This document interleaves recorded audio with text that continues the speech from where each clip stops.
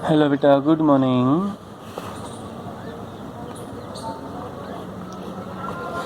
देखो बेटा, आज हम पढ़ेंगे यूनिफॉर्म सर्कुलर मोशन।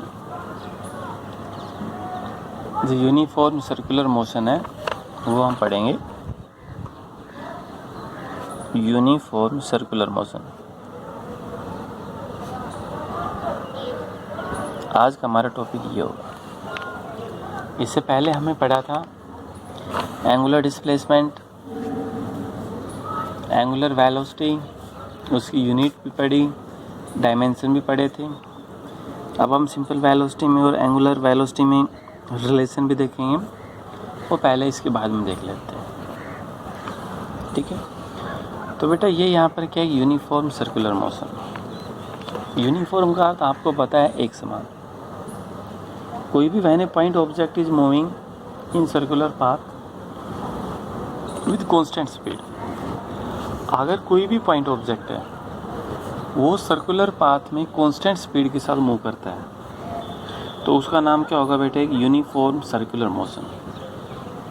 यानी it cover equal distance of circumference, equal interval of time के अंदर वो object equal distance equal interval of time के अंदर अगर ट्रैवल करता है तो वो भी आपके पास क्या है, यूनिफॉर्म। स्ट्रेट लाइन में जाता है तो यूनिफॉर्म मोशन बोल सकते हो, लेकिन यहाँ पर क्या, एक सर्कुलर, तो उसकी कंडीशन है कि वो एक सर्किल के अंदर ही मूव करेगा कांस्टेंट स्पीड के साथ। यानी it covers equal distance with equal interval of time. तो वो आपके पास क्या होगा, यूनिफॉर्म मोशन कांस्टेंट स्पीड के साथ। अब इसके अंदर है time period. Time period, what is the time period? Time period क्या है? तो टाइम पीरियड बेटा क्या है, कैसे डिफाइन करोगे?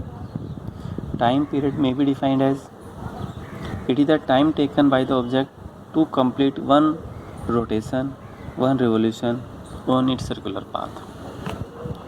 ऑब्जेक्ट ने यहाँ से चलना स्टार्ट किया और यहीं पर आ गया।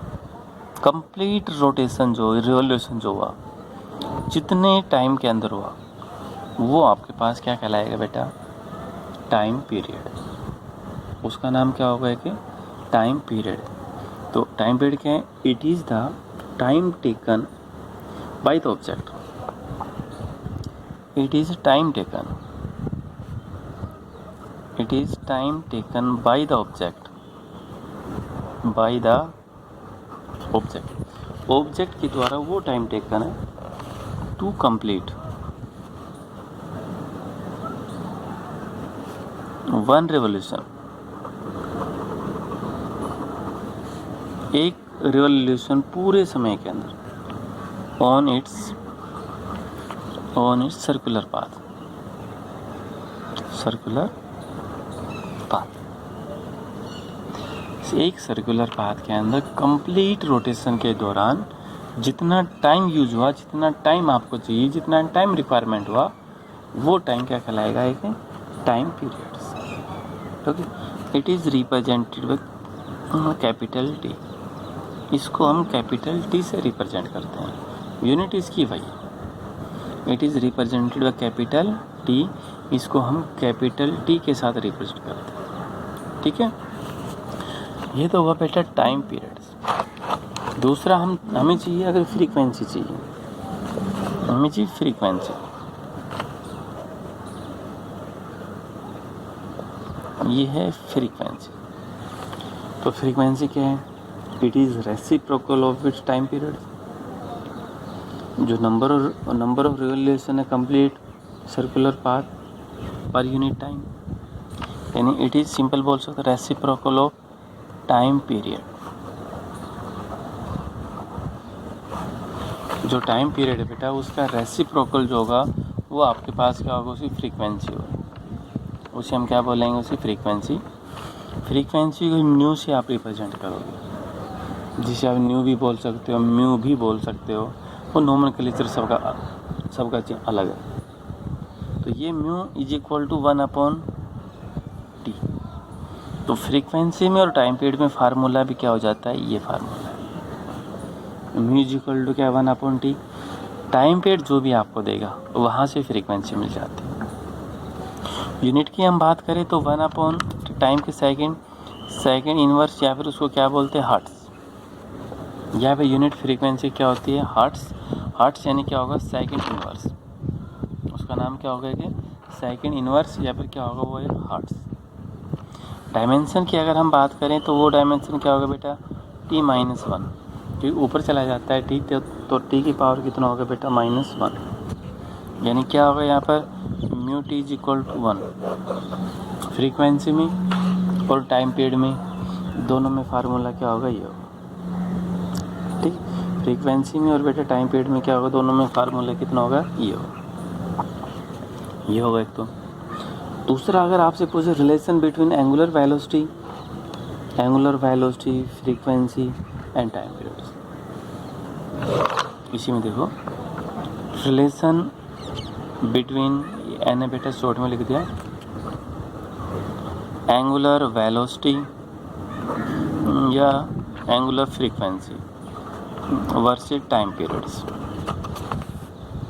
एंगुलर वेलोसिटी में या एंगुलर फ्रीक्वेंसी में और टाइम पीरियड में रिलेशंस क्या है। तो बेटा एंगुलर फ्रीक्वेंसी क्या होती है, एंगुलर फ्रीक्वेंसी को हम ओमेगा से रिप्रेजेंट करते हैं, एज डब्ल्यू इज नोन एज ओमेगा, उसका नाम क्या रख दिया गया, ओमेगा। तो यहाँ पर एंगुलर फ्रीक्वेंसी क्या है, it is the 2π times of the frequency. जो फ्रीक्वेंसी है उसका 2π टाइम्स के बराबर जो होगा वो बेटा आपके पास क्या होगा कि एंगुलर फ्रीक्वेंसी, उसका नाम क्या होगा कि angular frequency. It is 2π times of its frequency of an object. एक ऑब्जेक्ट की जो फ्रीक्वेंसी है उसका 2π टाइम्स अगर मल्टीप्लाई होता है तो वो क्या बन जाती है कि एंगुलर फ्रीक्वेंसी।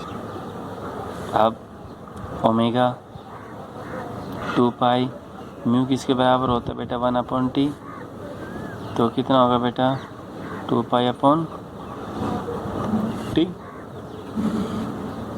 यानी ओमेगा किसके बराबर 2π/t। जो ओमेगा है वो बेटा किसके बराबर होगा 2π/t। तो ये एंगुलर फ्रीक्वेंसी में और टाइम पीरियड में फार्मूला है।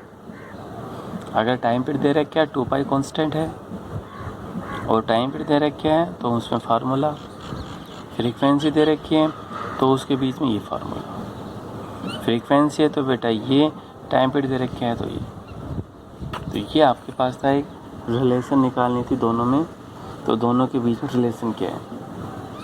मान लीजिए एक ही जैसे ही न्यूमेरिकल हम मानते हैं, ये क्वेश्चन कोई भी है जिसमें एंगुलर डिस्प्लेसमेंट दे दिया, एंगुलर डिस्प्लेसमेंट कितना भी दे दे, मान लीजिए 240 रेडियन दे दिया, एंगुलर डिस्प्लेसमेंट कितना दे दिया 240 रेडियन, टाइम पीरियड कितना दे दिया 60 सेकेंड। तो आपसे पूछ लिया एंगुलर वेलोसिटी, एंगुलर वेलोसिटी क्या होगी, θ/t, तो 240/60 रेडियन पर सेकेंड। तो एंगुलर वेलोसिटी कितनी आ गई वहाँ पर, 4 रेडियन पर सेकेंड। कितना आएगा वहाँ पर, 4 रेडियन पर सेकेंड, आपको ये मिल जाती। और अगर टाइम पीरियड दे रखा होगा तो फिर वहाँ से मिल जाएगी, फ्रीक्वेंसी दे रखे है तो फिर आपको यहाँ से मिल जाएगी। ठीक है, ये है टाइम पीरियड में और उसमें।